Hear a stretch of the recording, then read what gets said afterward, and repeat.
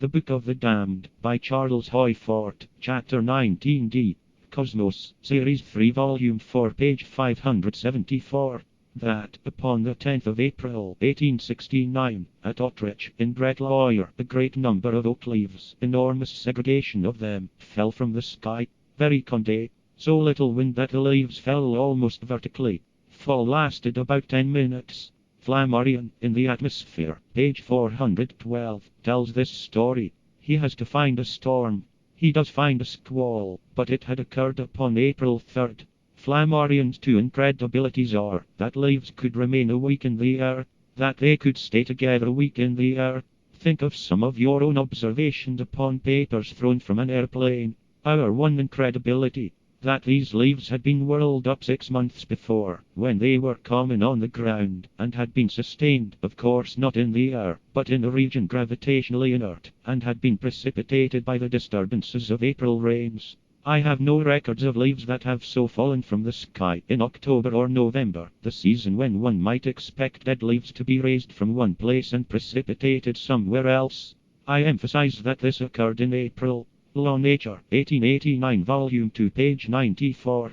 That, upon April 19, 1889, dried leaves of different species, oak, elm, etc., fell from the sky.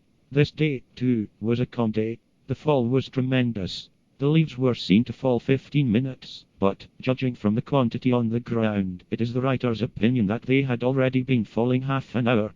I think that the geyser of corpses that sprang from Riobamba toward the sky must have been an interesting sight. If I were a painter, I'd like that subject.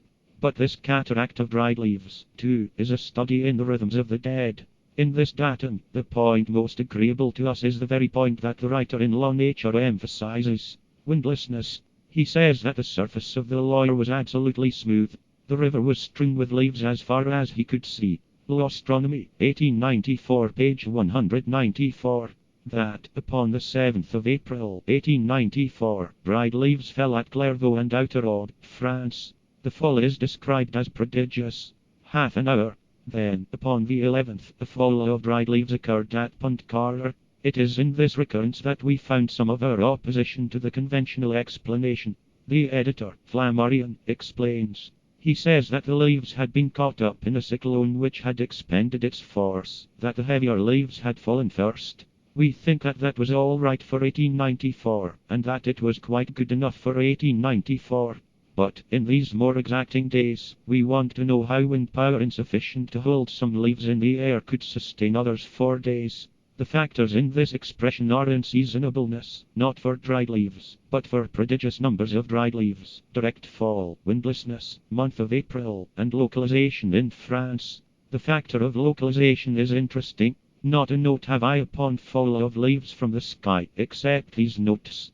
Were the conventional explanation, or old correlate, acceptable, it would seem that similar occurrences in other regions should be as frequent as in France. The indication is that there may be quasi-permanent undulations in the Super Sargasso Sea, or a pronounced inclination toward France.